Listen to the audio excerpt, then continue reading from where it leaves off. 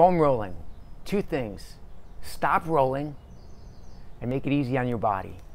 All right, I'm going to show you how to do that. I'm going to take you through a sequence very quickly, and I'm going to explain what you should really be doing here. So it's a sequence of spots that we're going to hit, different muscle groups that are generally tight, okay? We're going to start at the TFL, which is the muscle that is right when you go into your pants pocket. There's this fleshy muscle just kind of to the right, to the outside of your hip bone. That's the muscle we want to lay right on the roller here, okay? So the rolling part is to find the spot that feels like it needs it. I call it a sensitive area, like it's feels like a bruise, and you have to relax to find it. So that's what you're rolling for. You're just trying to find that spot. Okay, I found the spot. Then stop rolling. Stay there for minimum of 30 seconds, up to 2 minutes. That's what's going to relax the muscle. The scientific thing that happens here is the pressure after 30 seconds inhibits the Golgi tendon organ from firing. That's a mechanism inside the muscle that protects you, right? So if something's pulling on the muscle, you're going to react to it. You're going to tighten up. You're going to tense up. After 30 seconds of a certain amount of pressure, that mechanism relaxes and the muscle relaxes. So we're doing this as a prep for stretching.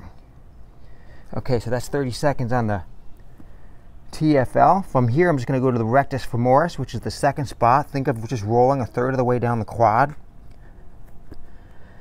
And then once you're here, just a little side-to-side movement to find the spot that you need. I'm right there. And 30 seconds minimum, up to 2 minutes. And what you're doing with the rest of your body is spreading out on the floor to take some pressure so it's not all on your shoulder, all on your neck.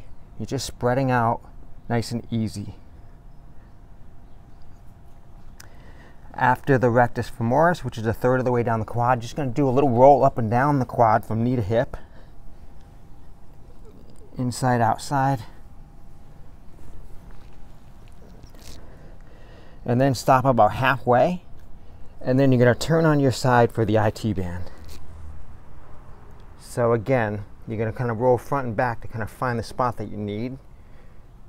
For a lot of people, it's anywhere, because this is very sensitive for a lot of people, very tight.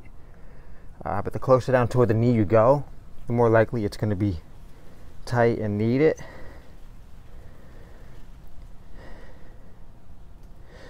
"30 seconds minimum. Just relax. Now the pain shouldn't be any more than a 6 on a scale of 1 to 10. If it's more than 6, what's going to happen is you're going to tense up, and it's going to defeat the purpose of why we're doing this. So if it's really painful, use your body. Take some weight off the roller so that you can relax. It's once you're relaxed that the benefit is being derived from foam rolling. Okay, so that's the IT band. Again, you can find any spot. I usually tell people find 2 spots on the side of your leg. It doesn't really matter. You don't need to find the perfect spot. Just anything that's sensitive. And I'm going to roll on to right from the IT band into the lateral hamstring, biceps femoris. So the outside part just above the knee, kind of where you feel that tendon is. And then the top leg's just going to add weight. Use your hands behind to position that part of the leg on the roller. And you might need to kind of roll outside or inside a little bit to find it. And just apply pressure. Yeah, it can be challenging on your arms. But after you do it a few times, you'll find the path of least resistance. The easiest way to do it, to get from point A to point B. And after 30 seconds on the lateral hamstring, we're going to move down to the calf.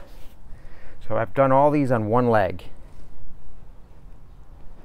For the calf, just think mid-calf, cross over, let this be dead weight, and then you don't really need to do too much here, just outside, inside to find a spot. We're generally looking for the lateral the outside part of the calf. The soleus tends to be the muscle that needs it more. But again, you can go anywhere. You're not going to hurt yourself. 30 seconds minimum, 2 minutes, up to 2 minutes. Okay, so that's the sequence down one leg. And then from here, I'll just go to the other leg. I'm not going to take you through it right now because I want to keep this video brief, but basically, same thing. TFL, rectus femoris, IT band, lateral hamstring just above the knee, calf. Okay, after you do that, you're going to sit on the roller and get your glute and piriformis. How you're going to do that is sit, pick one leg up and across the other knee. The leg that's lifted up is the glute we're going to roll. So you basically just kind of turn into the roller and try to position your body so that you get that sort of bruise-like effect that I'm talking about.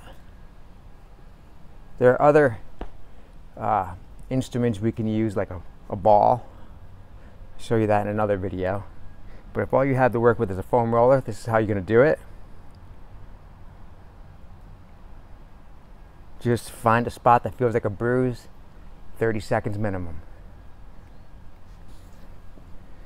That's the glute and piriformis. And then the last thing you'll do is the thoracic spine. Think of from the bottom of your rib cage to the big bump at the bottom of your neck. We don't want to roll the cervical spine and we don't want to roll the lumbar spine, but we do want to roll the thoracic spine, which is the middle third, the middle portion of your back, which tends to be the very stiff portion of the spine. So I'm just going to take my hands across my shoulders and roll up and down the T-spine. You might get a crack or two, which kind of feels good. Do that a few times, relaxing as you roll over. And then after you do that 3 to 5 times, feels good, go to mid-back, and the roller's laying right across your shoulder blades, really. Place your hands behind your head and interlace your fingers and elbows in tight. And then what you're going to do here is just kind of wrap your thoracic spine around the roller.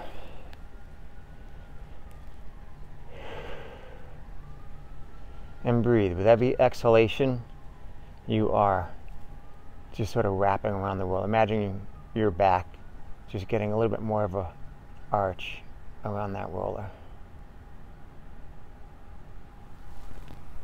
And that's the foam roll sequence. Once you